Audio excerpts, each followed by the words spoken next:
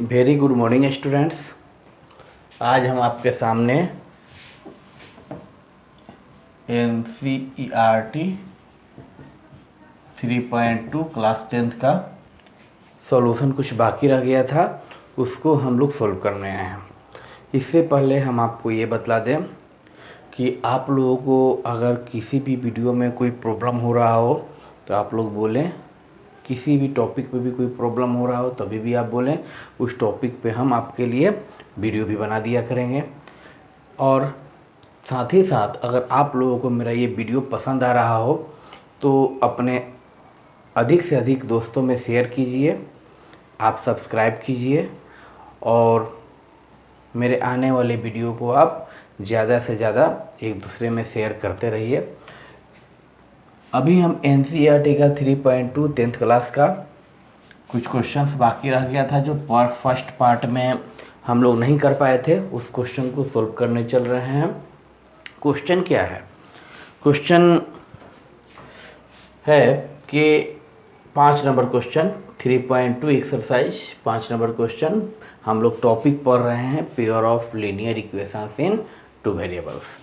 Question है half the perimeter of a rectangular garden whose length is 4 metre more than its width। कह रहा है कि कोई एक रेक्टेंगुलर गार्डन है, ये गार्डन है रेक्टेंगल की तरह, इसका जो है लेंथ उसके ब्रेथ से कितना ज़्यादा है? 4 ज़्यादा है। तो मान लेते हैं कि लेंथ x है और ब्रेथ क्या है? y है। क्योंकि पेयर ऑफ लीनियर इक्वेशन कितने वेरिएबल्स में पढ़ रहे हैं हम लोग? 2 वेरिएबल्स में पढ़ रहे हैं। तो एक लेंथ को x और y क्या किसको मान लिए हम लोग? ब्रेथ को। अब क्या मान लिए? लेंथ को x और y किसको? ब्रेथ को मान लिए। तो अब अकॉर्डिंग टू क्वेश्चन के अनुसार हम लोग ध्यान देते हैं। क्या ध्यान दे रहा है कि कह रहा है पहला क्वेश्चन कि लेंथ जो है ब्रेथ से 4 ज़्यादा है। Length is 4 more than it's breath. Width मतलब ब्रेथ या विड्थ जो भी हो, लेंथ इसके विड्थ से 4 ज़्यादा है। तो लेंथ x माने हैं, विड्थ y माने हैं। तो सर यहाँ एक देख लीजिए, ये लेंथ x मान लिए हैं, ब्रेथ y मान लिए हैं। ये लेंथ है, ये ब्रेथ है। देख लीजिए, ये लेंथ है x और ये विड्थ है। ज़्यादा कौन है? तो ज़्यादा आपका लेंथ है। अभी हमको बराबर करना है। ये दोनों तो बराबर है नहीं, ये ज़्यादा है, लेकिन हमें बराबर करना है। तो क्या करेंगे? कम वाले में थोड़ा सा जोड़ देंगे। क्या जोड़ेंगे? जितना है। कितना है? 4 है, 4 जोड़ दिए। कम वाले में क्या जोड़ दिए? जितना दिया हुआ है। 4 मोर है तो कम वाले में 4 जोड़ दिए। अदरवाइज ऐसे भी कर सकते हैं, कम वाले में 4 नहीं जोड़कर ज़्यादा वाला में से 4 माइनस कर देंगे। ऐसा भी कर सकते हैं बराबर करने के लिए। ज़्यादा ये है तो इसमें से 4 माइनस कर देंगे। दोनों बात सेम है। तो यही काम किए। x = y + 4 दिया हुआ है, मतलब लेंथ जो है ब्रेथ से 4 ज़्यादा है। ब्रेथ y है तो ब्रेथ कम है तो 4 जोड़ दिए। तो x = y + 4 एक इक्वेशन आ गया। अब क्या किए? हम y को इधर ला दिए तो x इधर प्लस y है, इधर आ जाए तो -y = 4। इक्वेशन फर्स्ट बन गया। इक्वेशन मेरा क्या बन गया? फर्स्ट इक्वेशन बन गया। अब इसके बाद फर्स्ट इक्वेशन बन गया, आप भूल गए क्या कह रहा है, नहीं कह रहा है, भूल गए। अब आगे गए। अब क्या कर रहा है? Half the perimeter of rectangular garden, मतलब इस गार्डन के पेरीमीटर का आधा। अब यहाँ आते हैं डायरेक्ट, ये फर्स्ट इक्वेशन के बाद अकॉर्डिंग टू क्वेश्चन दोबारा क्या है? क्वेश्चन के अनुसार अगेन दोबारा क्वेश्चन क्या कह रहा है देखते हैं। दोबारा क्वेश्चन कह रहा है कि पेरीमीटर का आधा, half the perimeter of rectangle, मतलब रेक्टेंगुलर गार्डन के पेरीमीटर का आधा, मतलब हाफ ऑफ पेरीमीटर कितना है? ये गार्डन इज 36 मीटर। कितना है? 36 है। हाफ ऑफ पेरीमीटर के वैल्यू कितना दिया है? 36 दिया हुआ है। तो हाफ पेरीमीटर ऑफ रेक्टेंगल क्या होता है? 2 × l + b। l की जगह पे x, b की जगह पे y, 2 × x + y = 36। अब ये 2 कट गया ऊपर नीचे, मीन्स x + y = 36 आ गया। ये इक्वेशन कितना हो गया? Second equation. अब क्या करेंगे? यहाँ फर्स्ट इक्वेशन था, ये सेकेंड इक्वेशन है। दोनों इक्वेशन को एक साथ ला दिए तो इस इक्वेशन को उठाकर यहाँ रख दिया। अब तो क्या हो जाएगा? x + y = 36 हो गया। पहला equation x - y = 4, second equation x + y = 36। ये माइनस प्लस कट जाएगा, कट गया, x 2x, 4 और 36 मिलकर 40 हो गया। मीन्स x का वैल्यू क्या हो जाएगा 40/2 मतलब 20 मीटर। x आ गया तो x को ही तो हम लोग लेंथ बोले थे, लेंथ मेरा आ गया 20 मीटर। और डायरेक्ट अब विड्थ कैसे आएगा, तो हम जानते हैं कि लेंथ 4 ज़्यादा है विड्थ से, तो डायरेक्ट ये कितना हो जाएगा विड्थ, 20 में से 4 जाएगा 16। ऐसे हम लोग इस क्वेश्चन को इजीली वे में बना सकते हैं। हाँ, अब ऐसा भी है कि हम सर आंसर जो आया है आंसर सही है कि गलत है उसका चेक करना है, तो हमको क्या दिया है, पेरीमीटर का आधा 36 है, यह है ना एक तरह से। तो पेरीमीटर का आधा 36 है, तो पेरीमीटर का क्या फॉर्मूला, 2 × L + B। 2L कितना है 20 है, 20 L + B कितना है, B की जगह पे 16 है, तो 20 16 36 का दोगुना कितना 72। अब ये पेरीमीटर हो गया, अब इसका आधा करेंगे तो 72 का आधा क्या हो जाएगा 36 आ जाता है, 72 का आधा क्या आ जाएगा 36 आ जाएगा, मतलब पेरीमीटर का आधा 36 आ जा रहा है, मतलब हम जो बनाए हैं वो पूरी तरह सही है। अब इस क्वेश्चन को आप लोग नोट डाउन कीजिए, फिर इसके बाद नेक्स्ट क्वेश्चन डिस्कस करते हैं।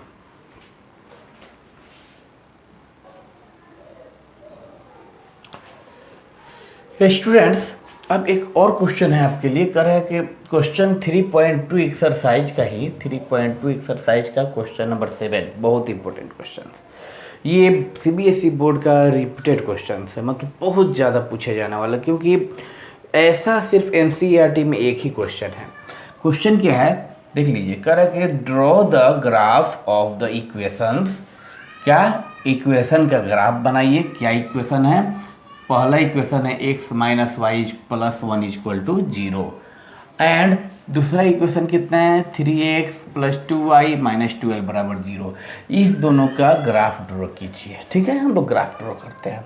पहले इतना ही करते हैं, पहले क्वेश्चन का जितना पढ़े उतना काम। क्या, draw the graph of equations इतना एंड इतना, मतलब इन दोनों इक्वेशन का क्या ड्रॉ कीजिए, ग्राफ ड्रॉ कीजिए। तो पहला स्टेप हम लोग ग्राफ ड्रॉ करते हैं, उसके बाद आगे पढ़ेंगे क्या कर रहे हैं। तो ग्राफ ड्रॉ करने के लिए सॉल्यूशन में हम लोग जानते हैं, क्वेश्चन है पहला x - y + 1 = 0, पहला इक्वेशन है। अब क्या करते हैं, यहाँ से हम लोग सबसे पहले हम आपको पहले ही इसके वीडियो में बताए हैं कि y का वैल्यू x के टर्म में निकालेंगे टेबल बनाने के लिए, और उसी के बाद हम लोग ग्राफ ड्रॉ कर सकते हैं। y का वैल्यू x के टर्म में, तो y का वैल्यू निकालना है तो क्या करेंगे, यहाँ y माइनस है तो उधर भेज देंगे y को, तो y क्या हो जाएगा प्लस हो जाएगा। तो y को उधर भेज देते हैं तो क्या हो जाता है x + 1 बच जाता है, y उधर चला जाता है। इसका मतलब क्या हो गया, y का वैल्यू कितना आ गया x + 1 आ गया, y का वैल्यू कितना आ गया x + 1। अब इसके लिए एक टेबल बना देते हैं, टेबल बनाइए x y, मान लिए x का वैल्यू 0 रखते हैं तो y कितना 1, x का वैल्यू 0 तो y कितना 1। एक बार हो गया ये इसका काम, x का वैल्यू 0, यहाँ 0 पुट किए तो y 0 + 1।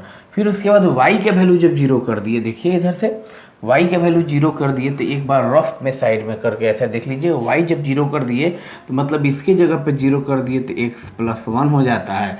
मीन्स x का वैल्यू कितना हो जाएगा -1 में, तो इसका मतलब क्या हुआ, जब y 0 हो गया तो x कितना -1। फिर इसको हम लोग मिटा देते, ये रफ में आप लोग कर लीजिएगा। ये आप लोगों को पूरी तरह लिखने की ज़रूरत नहीं है, टेबल बना लीजिएगा।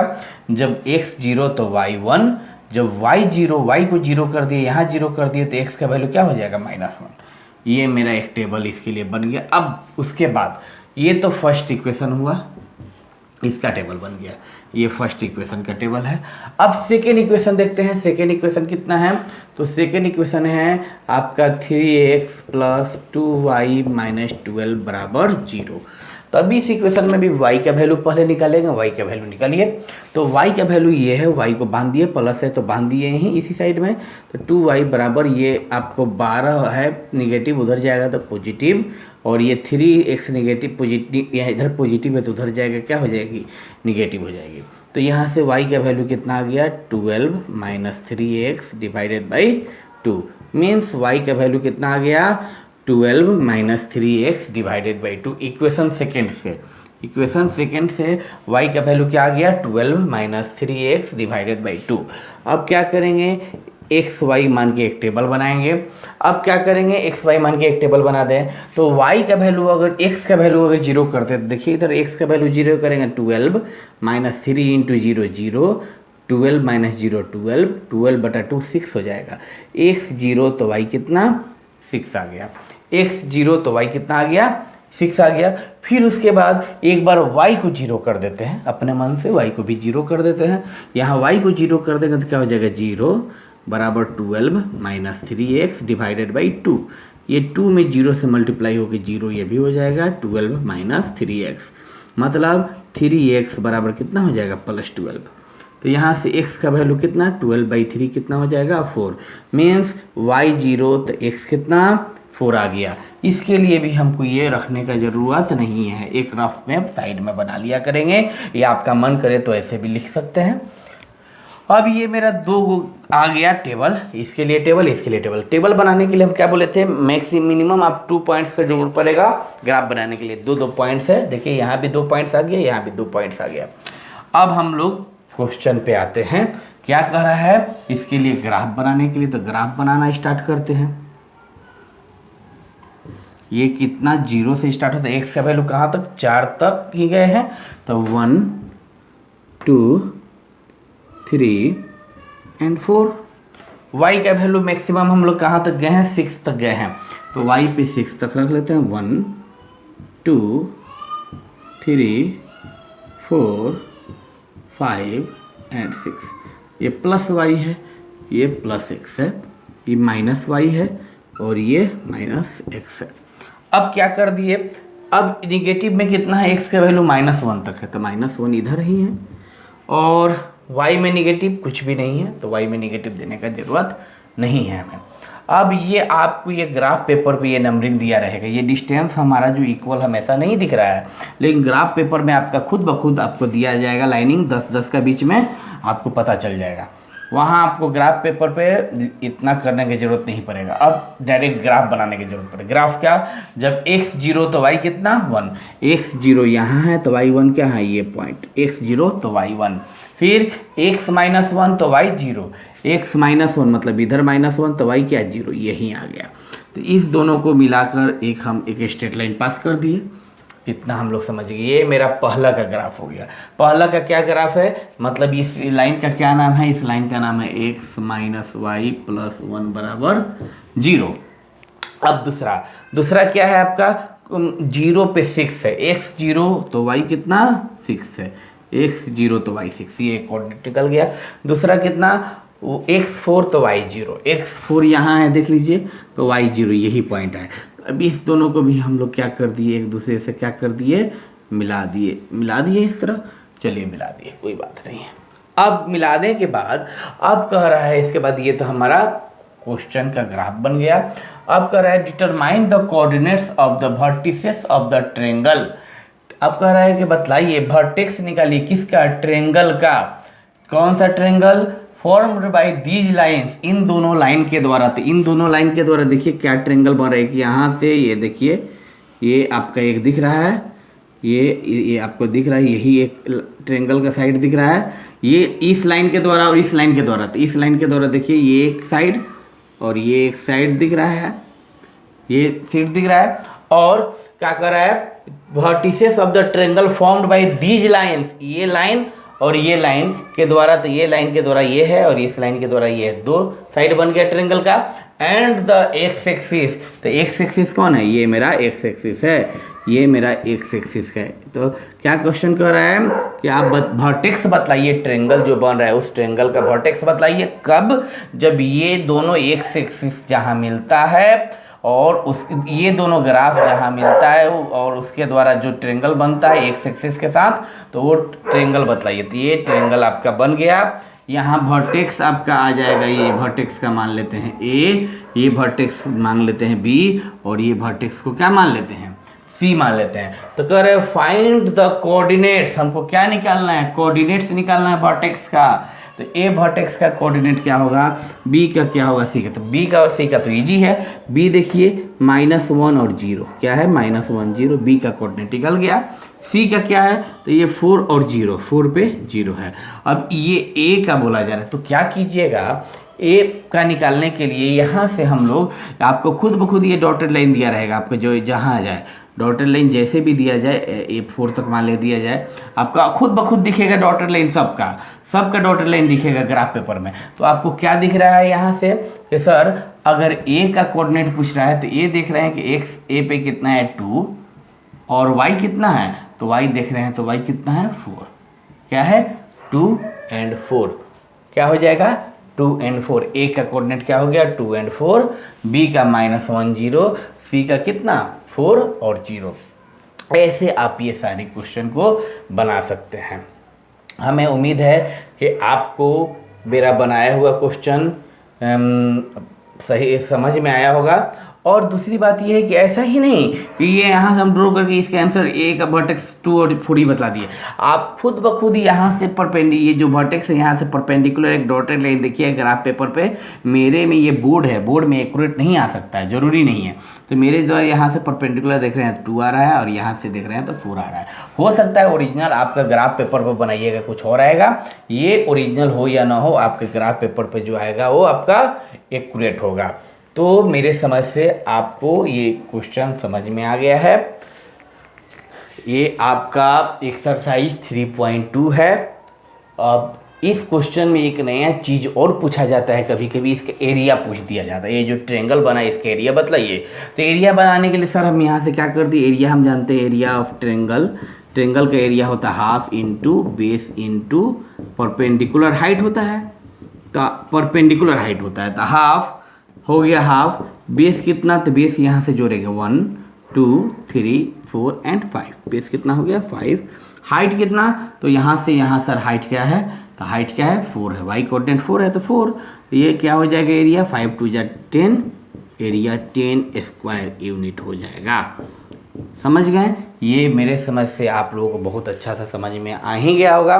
लेकिन एक बात और समझ लीजिए, क्वेश्चन में यहाँ तो एक्स एक्सिस के साथ ट्रायंगल पूछ रहा है और क्वेश्चन में कभी कभी ऐसा पूछा था ये जो ग्राफ जो बन रहा है तो इस ग्राफ का वाई एक्सिस के साथ जो ट्रायंगल बन रहा है तो ये ग्राफ ये इस तरह और वाई एक्सिस ये दिख रहा है ये। तो उस समय कभी कभी आपको कहेगा ये इस क्वेश्चन में तो एक्स एक्सिस के साथ कह रहा है, कुछ अलग क्वेश्चन में आपको वाई एक्सिस के साथ भी कह सकता था। वाई एक्सिस के साथ ये ट्रायंगल ये वाला बन जाएगा, ये ट्रायंगल जो दिख रहा है ये एक्स एक्सिस के साथ कौन सा, ये वाला ट्रायंगल है। हमें उम्मीद है कि आपको बहुत अच्छा से समझ में आया होगा। फिर आपको अगर किसी जगह प्रॉब्लम हो, कोई और नया क्वेश्चन चाहिए तो हमसे ज़रूर बोलिएगा। Thank you very much.